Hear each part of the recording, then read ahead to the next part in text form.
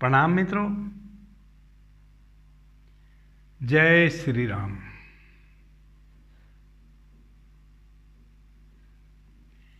मित्रों, जैसा कि मैंने आपको वचन दिया है कि आपके भीतर प्रकृति प्रदत्त जो शक्तियां हैं, जिनका आपको नहीं पता है, जिनका आपको तनिक भी आभास नहीं है, उन प्रकृति प्रदत्त शक्तियों को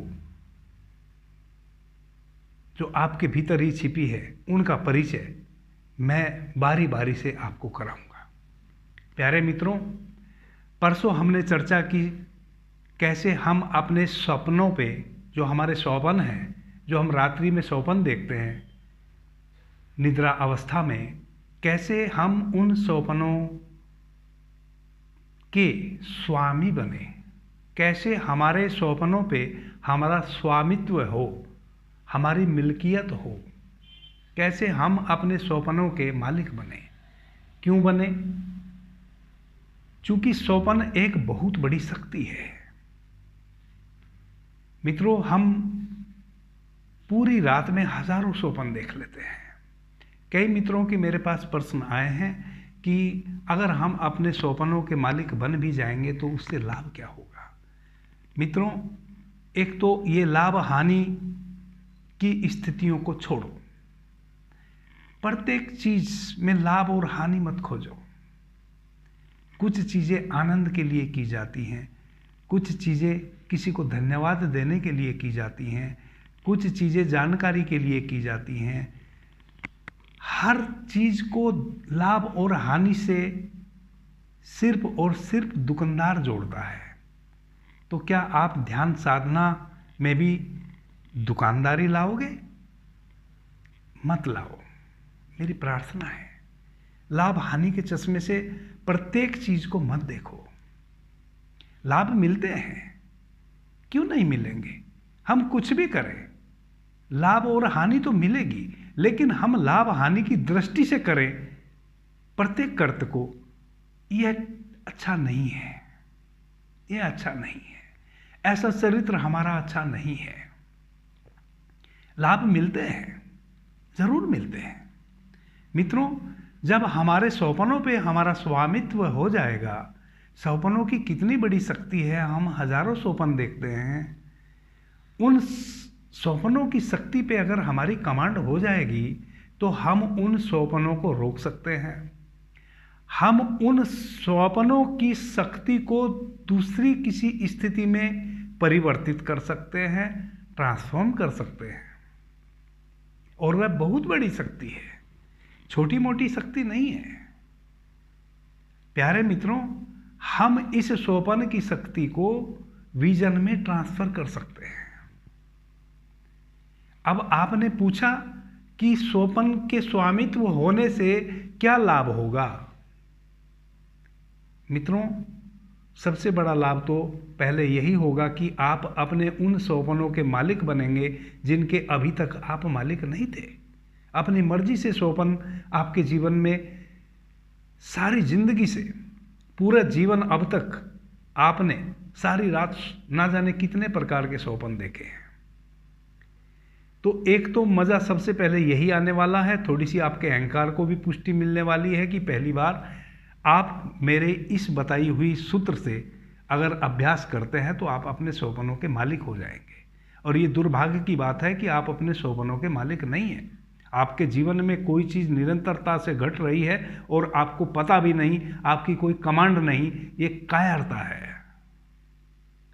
तो एक तो आपकी पहली बात यह है कि ये कायरता खत्म होगी कि स्वप्न अपनी मर्जी से आपके जीवन में आते हैं।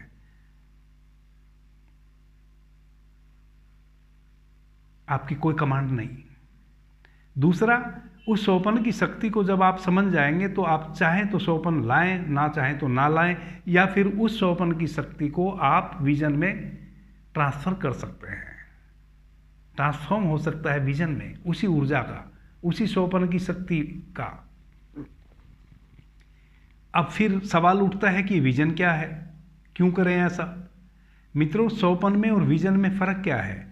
विजन वह है जो कल हमारे साथ जैसा घटना है उसका हमें आज पता हो जाना, इसको कहते हैं विजन।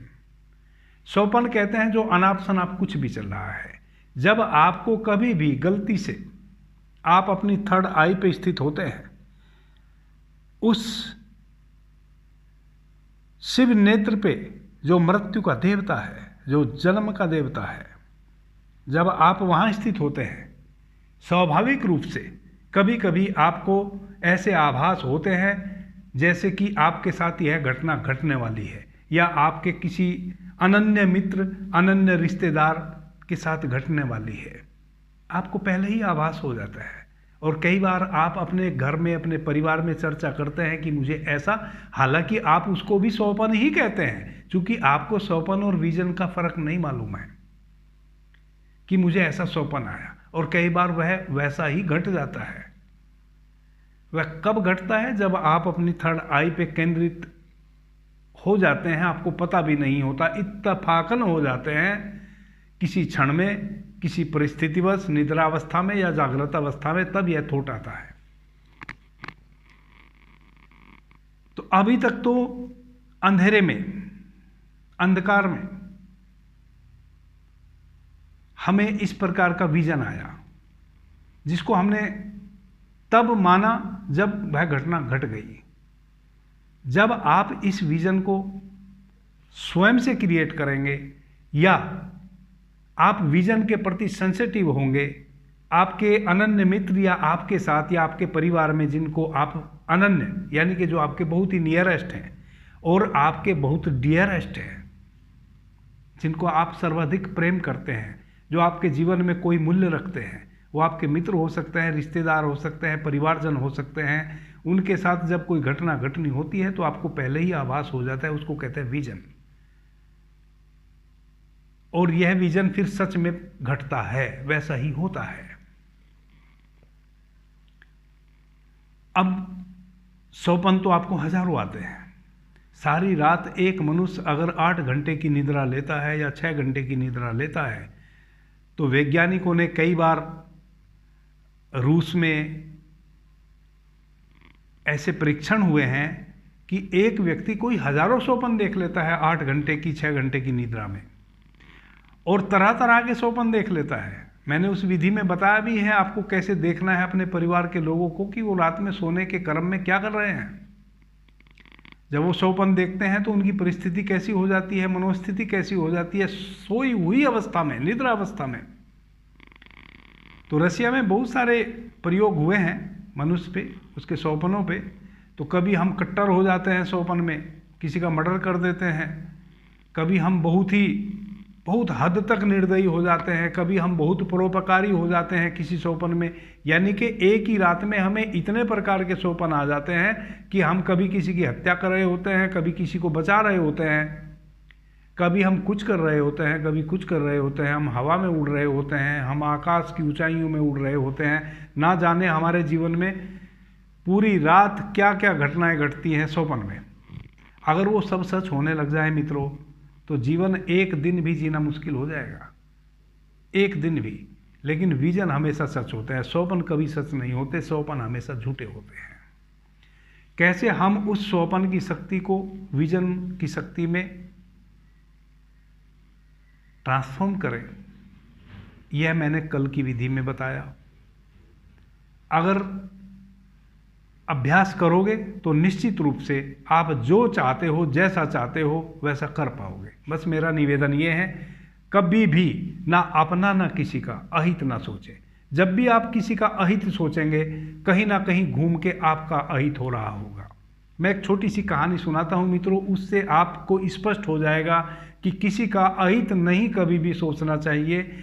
हम इस ब्रह्मांड में हैं, ब्रह्मांड में ऐसे गति करता है ब्रह्मांड, इसका कोई और छोर नहीं है, लेकिन ये गतिशील है सारी चीजें, कुछ भी स्थिर नहीं है इस ब्रह्मांड में, सब चीज चलायमान है। ये पृथ्वी भी, इसका भी अणु अणु घूम रहा है मित्रों। हमारे शरीर में भी एक एक अणु अणु घूम रहा है नित्य प्रति, पल पल।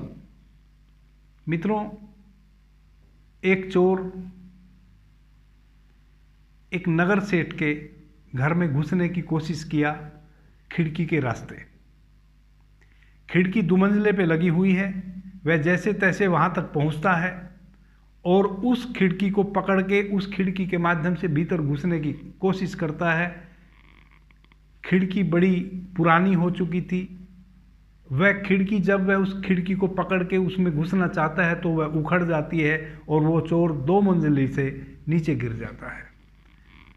उस खिड़की के साथ ही वह नीचे गिर जाता है और उसका पैर टूट जाता है।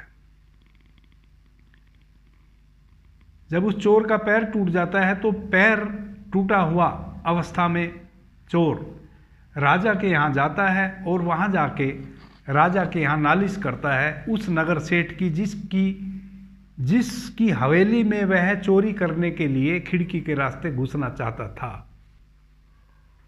और वहाँ नालिश करता है, शिकायत करता है कि इस आदमी ने इतनी कमज़ोर खिड़की अपने घर में लगा रखी थी, अपने 2 मंजिले पे, दूसरी मंजिल पे, कि मैं जैसे तैसे उस खिड़की तक पहुंचा और जैसे ही मैंने उस खिड़की को छुआ और उसको खोल के उसमें घुसने की कोशिश की, तैसे ही वो उखड़ के गिर गई। उसके साथ में नीचे गिर गया, जिसका नतीजा यह हुआ कि मेरा पैर टूट गया। इसलिए उस आदमी को बुलाया जाए और उसको दंड दिया जाए। उसने इतनी कमज़ोर विंडो लगाई जिसकी वजह से मेरा पैर टूट गया, मैं गिर गया। राजा ने सोचा कि भाई गलत तो हुआ है। उस नगर सेठ को बुलाया। नगर सेठ आया, बोला हुजूर मेरी क्या गलती है, मुझे क्यों बुलाया गया? बोले कि भाई तैने ये इतनी कमज़ोर विंडो लगा रखी थी अपने 2 मंजिले में और यह व्यक्ति उस विंडो से नीचे गिर गया और वह विंडो भी नीचे गिर गई। इतनी कमज़ोर तैने विंडो लगा रखी थी कि इस व्यक्ति का उस विंडो से गिर के पैर टूट गया। अब इसकी जवाबदेही कौन लेगा? नगर सेठ बोला, लेकिन हुजूर मेरी इसमें क्या गलती है? इसमें तो गलती उस बढ़ई की है जिसने उस विंडो को बनाया था। मैंने तो विंडो को बनाया नहीं था, मैंने बनवाया था, लेकिन बनाने वाला तो वो बढ़ई मिस्त्री था। ये तो उसकी गलती है, उसने कहीं ना कहीं चूक उसमें छोड़ी है, कोई कमज़ोर कड़ी छोड़ी है कि वो विंडो उखड़ गई है। तो इसमें मेरा क्या दोष है? अगर दोष किसी का है तो उस व्यक्ति का है जिसने उस विंडो को बनाया। राजा ने देखा कि बात तो सही है, तो उस बढ़ई को बुलवाया गया। बढ़ई बोला कि हुजूर इसमें मेरा क्या दोष है? इसमें तो दोष उस राजमिस्त्री का है। जब ये दीवार यहाँ बनाई तो इसमें रेंच है, ये आड़ी तिरछी है, तो मैंने तो विंडो सही बनाई थी, लेकिन चूंकि दीवार में रेंच था, दीवार थोड़ी आड़ी तिरछी थी, इसलिए विंडो वहां बैठ नहीं पाई ठीक से।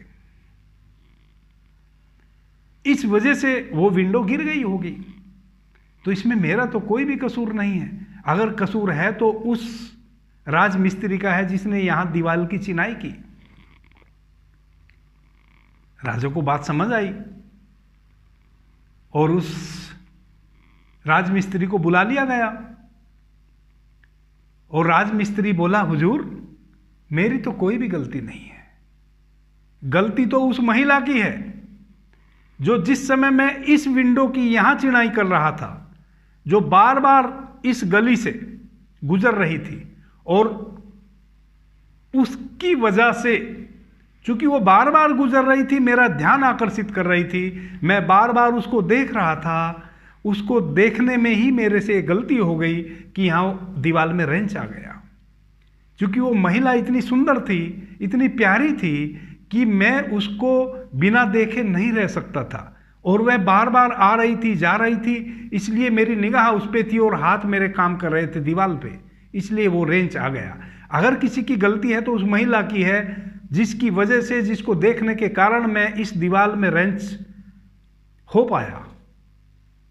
राजा को समझ में आया, उस महिला को बुलाओ। उस महिला को बुलाया। जब उस महिला को राजा ने बुलाया तो राजा भी आश्चर्यचकित हुआ। वो कुरूप थी, बहुत कुरूप थी।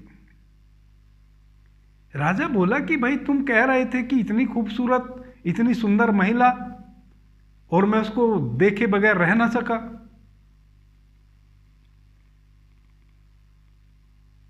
ये तो बिल्कुल भी सुंदर नहीं है। सौंदर्य की दृष्टि से तो इसके पास कोई सौंदर्य नहीं है। तुम तो झूठ बोले। बोला नहीं हुजूर, मैं झूठ नहीं बोला, इसका मैंने चेहरा नहीं देखा था। यह अपने सर पे बहुत खूबसूरत चुनरियां ओढ़े हुए थी, इसलिए मैंने इसका चेहरा नहीं देखा। मैं तो इसको चुनरी में देखा। इसको कहो कि उस चुनरी में ये आए, उस चुनरी को ओढ़े।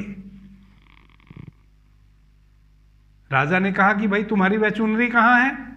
उसने अपनी उस चुनरी को मंगवाया और वह चुनरी ओढ़ी। राजा बोला कि सच में भाई, चुनरी ओढ़ने के पश्चात तो इस स्त्री का सौंदर्य ही बदल गया। इस स्त्री का सारा दोष है। उस महिला ने कहा, उस स्त्री ने कहा कि हुजूर, इसमें मेरा कोई भी दोष नहीं है। दोष तो उस रंगरेज का है। चूंकि आपको मैं खूबसूरत लगी, सुंदर लगी इस चुनरी के कारण। अगर मैं चुनरी ना ओढ़ूं तो आपको मैं बिल्कुल भी सुंदर नहीं लगी। अब चुनरी चूंकि मैंने ओढ़ी, और चुनरी तो मैंने नहीं बनाई है, चुनरी तो रंगी है उस रंगरेज ने। ये तो गलती उस रंगरेज की है कि उसने एक ऐसी चुनरी को बनाया, एक ऐसी चुनरी रंगी कि मुझ बदसूरत महिला में भी उसने सौंदर्य का बोध प्रदान कर दिया। अब उस रंगरेज की जब खोज हुई तो मेरे प्यारे मित्रों, वह रंगरेज, वह चोर ही निकला जो पैर तुड़वा के बैठा था, जो जबरन उस नगर सेठ की हवेली में विंडो के माध्यम से भीतर घुसने की कोशिश कर रहा था। अंत में वही चोर रंगरेज भी निकला। वही चोर ने उस चुनरी को भी रंगा था। उसने लाख कोशिश की बचने की, लेकिन बच नहीं पाया। आखिर में सजा उसको ही मिली। और मजे की बात यह है मित्रों, किसी ने यह जानने की कोशिश नहीं की कि भाई आप दुमंजली में इसकी विंडो में उस समय कर क्या रहे थे। यह तो राजा ने भी कोशिश नहीं की। लेकिन भले किसी से भी चूक हुई हो, भले किसी जज ने भी जजमेंट गलत दे दिया हो, लेकिन अगर मैंने पाप किया है तो हर हाल में किसी भी कीमत पे फल तो मैं भोगूंगा ही। इसलिए किसी भी विधि का, बहुत ताकतवर विधि है, बहुत शक्तिशाली विधि है जो मैंने पीछे बताई, किसी का भी आप अहित नहीं करेंगे। वह जो कल मैंने विधि पे चर्चा की है कि आप जैसा चाहेंगे, जैसा क्रिएशन करेंगे वैसा ही हो जाएगा। मैंने एक एग्जाम्पल के तौर पे आपके दूर के रिश्तेदार या मित्र कैसे आपके पास आए, किस अवस्था में आए, कहाँ से मिठाई खरीदे, कहाँ से फल खरीदे, ऐसा आप क्रिएशन करे हुए वैसे ही आपके पास आएगा। यह सिर्फ एक एग्जाम्पल दिया था। हमें उस शक्ति का उपयोग कहीं और करना है जो मैं आगे बताऊंगा। यह तो बस एक बार करके आपको देख लेना है, ऐसा किसी मित्र के साथ, अपने अजीज मित्र के साथ, ताकि आपको यह बोध हो कि मेरे भीतर कितनी शक्तियों के भंडार भरे पड़े हैं। कैसे मैं अपने उस त्राटक की स्थिति से गुजरते हुए, अपने आज्ञा चक्र पे स्थित होते हुए, कैसे मैं कोई क्रिएशन कर सकता हूं अपने विचार का, और कैसे मेरा विचार किसी दूसरे पे प्रतिफलित होता है। इस बात का द्योतक है वह जो मैंने कल बताया, ताकि आपको पता चले कि आपके भीतर कितनी शक्ति निहित है। अब आप उसका दुरुपयोग नहीं करेंगे तो उस चोर वाला हालात आपके भी होंगे। आखिर में कितना भी बचने की कोशिश करेंगे, घूम के फांसी का फंदा आप ही की गर्दन में पड़ने वाला है। इसलिए किसी भी विधि का दुरुपयोग नहीं करें, किसी का अहित नहीं करें। आज मित्रों हम बात करते हैं संकल्प की।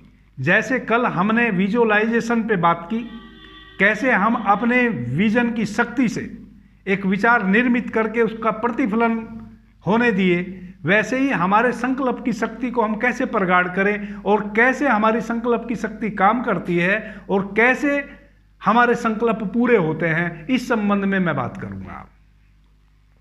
प्यारे मित्रों, अपने आज्ञा चक्र पे स्थित हो जाएं, ओम नमः शिवाय का 5 बार जाप करें, भगवान शिव की आराधना करें, उस त्रिनेत्रधारी शिव की आराधना करते हुए अपने पूरे होश को, अपनी पूरी अवेयरनेस को अपने आज्ञा चक्र पे स्थित करें। पालथी मार के बैठ जाएं, दोनों उंगलियों को ऐसे अपने कंधे के पास सीधी कर लें, या फिर और कोई भी विधि आप करना चाहें वह भी कर सकते हैं। अपने पूरे होश को अपने आज्ञा चक्र पे स्थित करें, दोनों उंगली मुट्ठी बंद कर लें, दोनों उंगली सीधी कर लें, अंगूठे के पास वाली जो पहली उंगली है। 30 मिनट, 2 4 5 मिनट नहीं, 30 मिनट अपने आज्ञा चक्र पे अपने पूरे होश को, अपने पूरे अवधान को स्थित करते हुए, भगवान शिव का ध्यान करते हुए ओम नमः शिवाय मंत्र का 5 बार ही प्रयोग करना है बस, आज्ञा चक्र पे स्थित। यह हमारा जीवन और मृत्यु केंद्र है, यह हमारा आज्ञा का केंद्र है। इस केंद्र की शक्ति को अगर हम समझ गए तो जो भी हम यहां से आज्ञा करेंगे वैसा हमारे साथ होगा, या जो भी हम आज्ञा कर देंगे। इसको आज्ञा चक्र इसलिए कहा जाता है। स्वयं को आप आज्ञा दे सकते हैं, दूसरे को आप आज्ञा दे सकते हैं। मित्रों, यह जो हमारा आज्ञा चक्र है, हमने जो कथाओं में, कहानियों में कल्प वृक्ष की कल्पना की है कि कल्प वृक्ष के नीचे जो भी बैठ जाता है व्यक्ति और जो सोचता है वैसा हो जाता है, यह वही कल्प वृक्ष है। यहां आप जो आज्ञा करेंगे वही घटेगा, वही घटेगा। अगर आप अपने संकल्प को प्रगाढ़ कर लिए, अभ्यास करके, जो मैं बता रहा हूं कैसे करना है, अपने संकल्प की शक्ति को अगर आप समझ गए अपने आज्ञा चक्र पे स्थित होकर, तो यही वो कल्प वृक्ष है। जिस कल्प वृक्ष की छाया में बैठ के आप जो आज्ञा करेंगे, जो विचार करेंगे वही होगा। इसलिए मैंने पहले ही एक कहानी के माध्यम से आपको कहा कि कभी भी इसका दुरुपयोग नहीं करेंगे, ना स्वयं को नुकसान पहुंचाने की कोशिश करेंगे, ना किसी भी प्राणी को, किसी भी प्राणी को। 30 मिनट के लिए संकल्प लें, अपने दोनों हाथों की उंगलियों को मुट्ठी बंद कर लें, अंगूठे के पास वाली उंगली को सीधा करें अपने कंधे के पास, और संकल्प लें अपने आज्ञा चक्र पे स्थित होकर कि मैं 30 मिनट तक किसी भी कीमत पे, आंधी आए, तूफान आए, सांप काटे, बिच्छू काटे, चींटी काटे, कोई मुझे आवाज लगाए, कोई मुझे प्रलोभन दे, इस घर की छत गिर जाए, जो भी हो जाए, मेरी ये उंगली नीचे नहीं होंगी। किसी भी कीमत पे मेरी ये उंगली नीचे नहीं होंगी।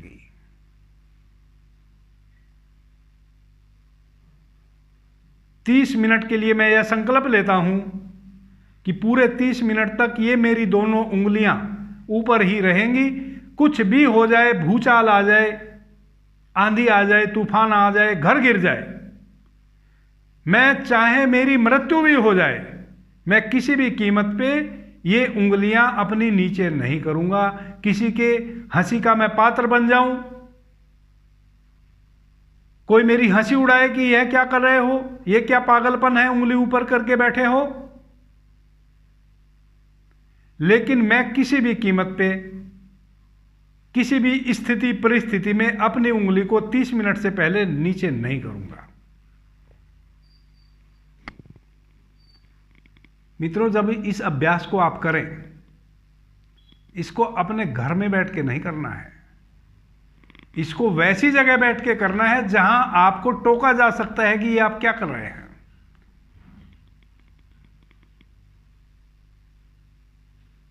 आप कहीं जहां सामूहिक स्थान है बैठ जाइए,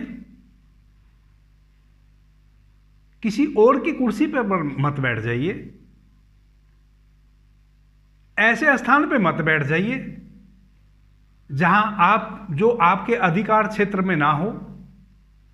अधिकार क्षेत्र में तो आपके ही हो कि जबरन आपको कोई उठा ना सके वहां से, लेकिन वहां लोगों का हलन चलन हो, चाहे वो आपके परिवार के लोग हैं या कोई भी हैं बाहर के, यानी कि अपने आंगन में बैठ जाइए, खुले में पालथी मार के बैठ जाइए, अपने आज्ञा चक्र पे स्थित हो जाइए। अपने दोनों हाथों की उंगलियों को 30 मिनट के लिए संकल्प लीजिए कि किसी भी कीमत पे कोई भी मुझे आवाज लगाए, कोई भी प्रलोभन दे, कोई भी मुझे नुकसान पहुंचाने की बात करे, लाभ पहुंचाने की बात करे, किसी भी कीमत पे मैं अपनी इन उंगलियों को 30 मिनट तक नीचे नहीं करूंगा, चाहे हाथ भी टूट जाए, कुछ भी हो जाए, कितना भी हाथ दर्द करे, कुछ भी हो, मैं 30 मिनट के लिए संकल्प लेता हूं कि ये मेरी उंगलियां नीचे नहीं होंगी। प्यारे मित्रों, कुछ दिनों के अभ्यास से बहुत बड़ी घटना घटने वाली है। वीडियो थोड़ा लंबा हो गया, इससे आगे इस विधि को कैसे और परिपूरित करना है और कैसे हम अपने संकल्प को प्रगाढ़ करके उसका क्या उपयोग कर सकते हैं, इस संबंध में मैं कल बात करूंगा। अभी के लिए इतना ही। आपने मुझे ध्यान से, प्रेम से सुना, उससे मैं बहुत अनुग्रहित हूं। सभी मित्रों को मेरा प्रणाम, धन्यवाद। जय श्री राम।